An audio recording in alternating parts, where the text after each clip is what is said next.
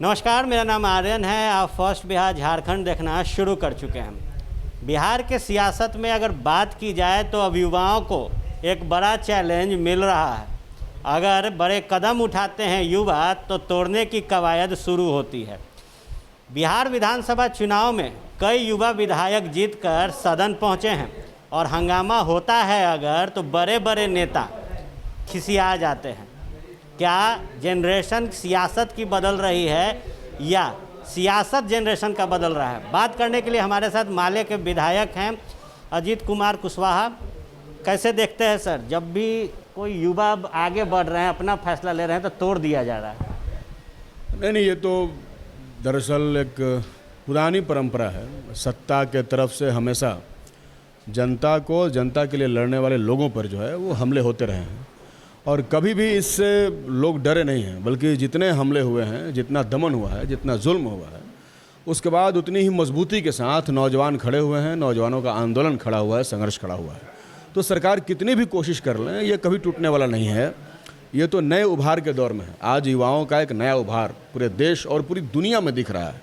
और तब ऐसे समय में जब कोरोना जैसे भयानक वैश्विक महामारी के दौर में सरकारें दम तोड़ चुकी हैं और सरकारों की तमाम जो उनके संसाधन हैं वो सिफर हैं इस कोविड महामारी से लड़ने के मुकाबले, तो ऐसे समय में नौजवानों के ऊपर एक बड़ी जिम्मेदारी है और नौजवान अपनी जिम्मेदारी निभा रहे हैं। वो कई सारे मोर्चों से वो सरकार को चुनौती दे रहे हैं, उसके खिलाफ मजबूती के साथ लड़ रहे हैं। युवा आप हैं, मौजूदा परिस्थिति में चिराग पासवान को कहाँ देख रहे हैं?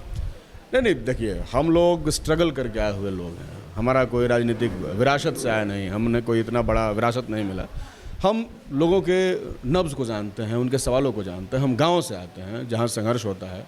एक एक गरीबों के, दलितों के मोहल्ले में बैठ करके, वहाँ से सीख करके, राजनीति वहीं से सीख करके हम लोग आए हैं। इसलिए चिराग जी को हम कहाँ देखते हैं, वो आने वाला समय उनकी स्थिति जो है वो तय करेगा। हम और आप तय नहीं करेंगे। वो अगर जनता के साथ मजबूती के साथ खड़े रहेंगे तो निश्चित तौर पर जनता उनके साथ खड़ी रहेगी। एक बड़ा सवाल है अजीत जी कि कोरोना काल में जितने भी युवा विधायक आप लोग हों या फिर माले के कल, कईयों की तस्वीर वायरल हुई काफ़ी तेज़ी से अस्पतालों में मदद करते हुए, लेकिन ऐन वक्त पर सरकार ने फरमान जारी करके मंत्रियों का और विधायकों का बाहर निकलना मना करवा दिया। दरअसल दिक्कत है कि हम लोग जब निकले कोरोना में, सारे लोग घर में चले गए। सब प्रचार चल रहा था, 2 गज की दूरी, मास्क है ज़रूरी, घर में रहिए, stay home, stay be safe type का सब नारा चल रहा था और सारे लोग घर में दुबक गए थे। वैसे समय में हम लोगों ने सोचा कि नहीं, घर में रहने का वक्त नहीं है। हाँ, ये ज़रूर है कि कोरोना बहुत वैश्विक और ख़तरनाक महामारी है, लेकिन इसके बावजूद हमें लगा कि नहीं, हमें इसके खिलाफ सड़क पर उतरना होगा। घर में रह करके हम अपनी जिम्मेदारियों से फ्री नहीं हो सकते हैं। हमें हमारी जो जिम्मेदारी है वो ये है कि हम बाहर निकलें और बाहर निकल करके इस महामारी का मुकाबला करें। तो हम बाहर निकले और जब हम लोग बाहर निकले तो हमने जनता को भी और सरकार को भी और देश दुनिया के मीडिया को भी ये दिखाया कि सरकार जो बोल रही है उतनी सच्चाई नहीं है, बल्कि हकीकत ये है कि अनुमंडल अस्पतालों में मात्र 30% से 25% डॉक्टर्स हैं, वार्ड बॉय नहीं है, ड्रेसर नहीं है, जीएनएम एएनएम के कई सारे पद खाली हैं, एक्सरे नहीं होता, अल्ट्रासाउंड की मशीनें नहीं है, बिल्डिंग्स ध्वस्त हो रही हैं और सरकार पूरा बता रही है कि स्वास्थ्य विभाग में उसने अपने आप को बहुत आगे कर लिया है। तो चूंकि सरकार नहीं चाहती है कि उनकी जो सच्चाई है वो जनता जाने, अगर जनता उनकी सच्चाई समझ जाएगी तो आसानी से जो वो झूठ बोल करके, झूठा प्रोपेगेंडा चला करके जनता का वोट ले लेते हैं, वो नहीं ले पाएंगे। इसलिए उनको डर था कि ये लोग जब घूमेंगे, विधायक लोग जब घूमेंगे तो सच बोलेंगे, जो देखेंगे वो बोलेंगे, और ज़्यादा तो हम ही लोग घूम रहे थे। तो इसलिए हमें ही रोकने के लिए उन्होंने ये फरमान जारी किया। लेकिन उनके फरमान जारी करने के बावजूद भी हम लोगों ने कभी उनके फरमान को स्वीकार नहीं किया। जनता ने हमें चुना है तो जनता के लिए खड़ा हो। न होने की बात आप कर रहे हैं, घोटाला हो गया है मुजफ्फरपुर में, जहां जो अधीक्षक हैं अस्पताल के वो कह रहे हैं कि सांसद और उनके पति जो एमएलसी हैं वो बहाली करवा दिए 8 अपने लोगों का।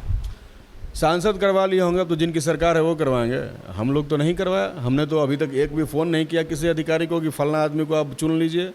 हमने ये कहा कि हाँ, फर्जीवाड़ा नहीं होना चाहिए, सबका इंटरव्यू लिया जाए, इंटरव्यू पे होना चाहिए। हमने तो ये भी कहा सरकार से कि ये जो 3 महीने का अनुबंध आप दे रहे हैं ये गलत है।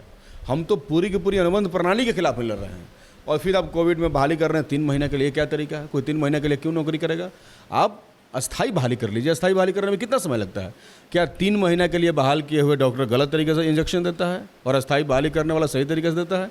तो फिर 3 महीने के लिए आपने किया है तो 3 महीने में कितने लोगों का जान ले सकता है अगर वो गलत होगा तो।